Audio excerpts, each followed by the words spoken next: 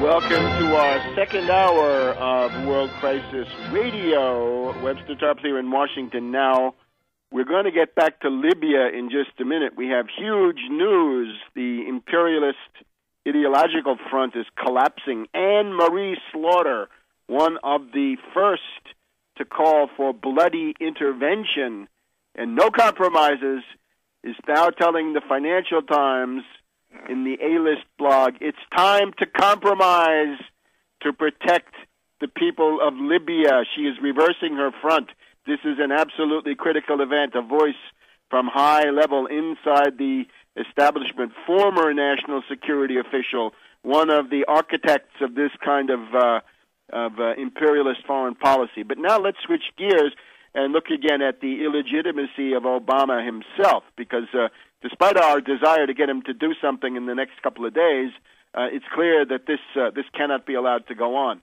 Here we have the Washington Post, again of Friday, July 29th. On the federal page, veteran reporter Al Kamen, in the loop, points out now that Orly Tates, the unstable Los Angeles lawyer, dentist, and real estate agent, has filed a Freedom of Information Act suit in federal court against the Social Security Administration and against Commissioner Michael Astrue.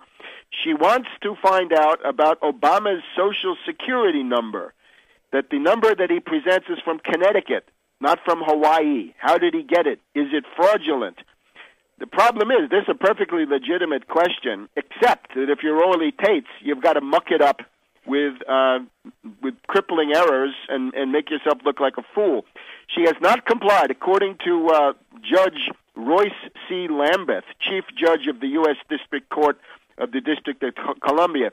She did not comply with the Federal Rule of Civil Procedure 5.2A1, which says that only the last four digits of a Social Security number should be used in any documents filed. The first five digits must be redacted. So Royce Lambeth says to Orly Tates in a reprimand, you are wasting the court's time with nonsense. This is not the way for her to have any hope of prevailing in this case.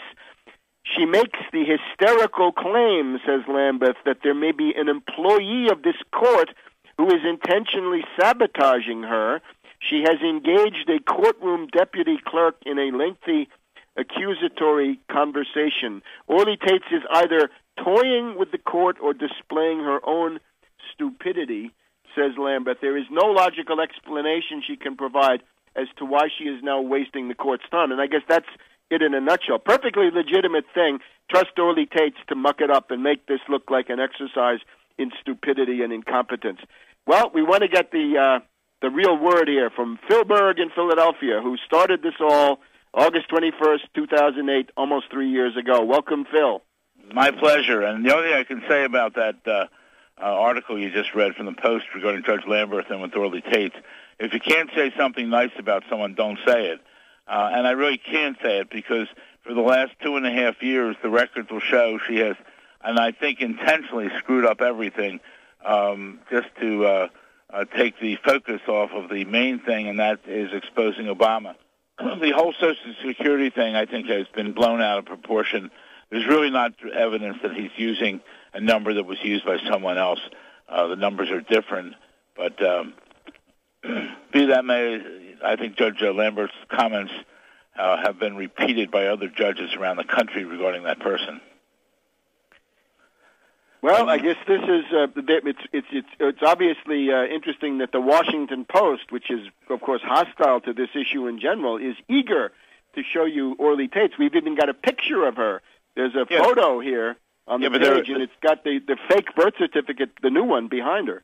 But what they're doing, though, they're anxious to talk about it because, again, it puts a bad light on people that are like me who are moving in the right direction to unseat, to expose Obama.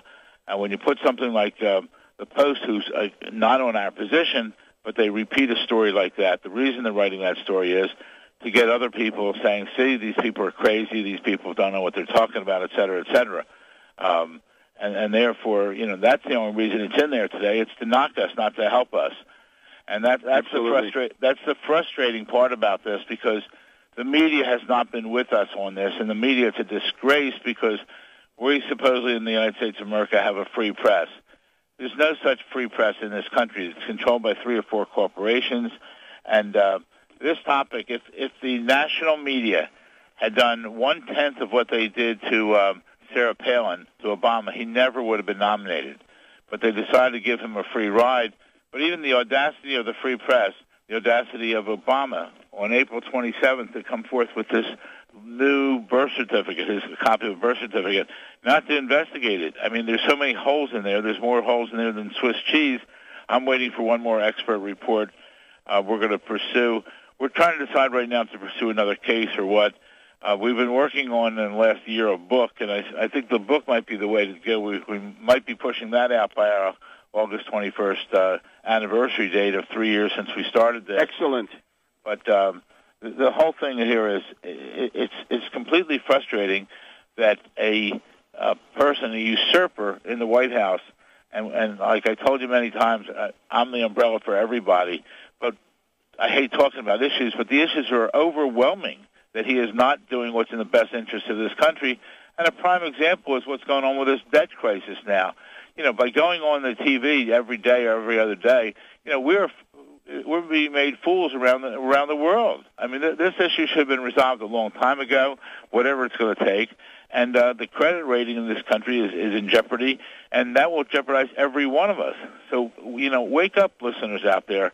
You got to get this guy out of there, and the way to get him out of there is to expose him, and we can do it. It's not that hard if we would just put a little effort into it. You know, my website, ObamaCrimes.com, has more material on there than you could possibly ever use or need to find out, to give information to you and your followers, your listeners, your relatives, that Obama is not constitutionally eligible to be president. And the best example I have is that we have the original tape because it's been altered since then. We put it on our website and people change it. We have the tape from Sarah Obama, that's Obama's step-grandmother, who's still alive over in Kenya, Africa.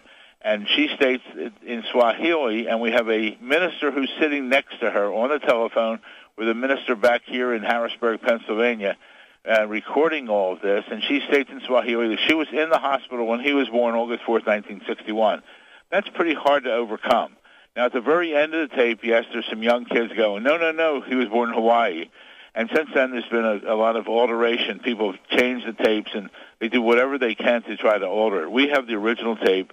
We have the original affidavits, which are also on our website, which states that, you know, they were there, and, you know, with the translation of this, and that to me is hardcore evidence, plus the other factors, like, you know, they had a national holiday the next day. I mean, I could go on and on, but it's on our website, ObamaCrimes.com. He has to be exposed.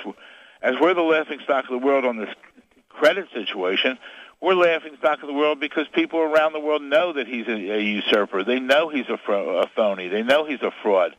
And, you know, if they're sitting back and taking advantage and or blackmailing him at the present time. Remember, he's now on a BlackBerry. He has to request to have a BlackBerry. And that's different because all White House communications are supposed to be logged in and kept records of. I assure you the BlackBerry is not, and that's where he's being told what to do. And I really think what happened is, you know, and it's just my theory that August 21st, 2008, when we filed the lawsuit, and I stated if I'm wrong, prove me wrong, I think the powers that be, this was before he was nominated in Denver, the powers that be said to him, listen, we know Berg is right, that you are not constitutionally eligible to be president. If you want to be president, you got to play ball our way. And I think that's what's been going on. He ran on like 10, 15 things he's going to have change. The 10 or 15 things he ran on, he has accomplished none. And he's done other things like Obamacare, which is blatantly unconstitutional. This debt crisis shouldn't be right now. He was the anti-war candidate. We're more at war now than we were ever at war with Iraq and Afghanistan and Libya. So let me just add, he said, McCain will cut your Social Security. I, Obama, will not cut your Social Security. And now he's trying as hard as he can to do it under the cover of this idiotic debt crisis.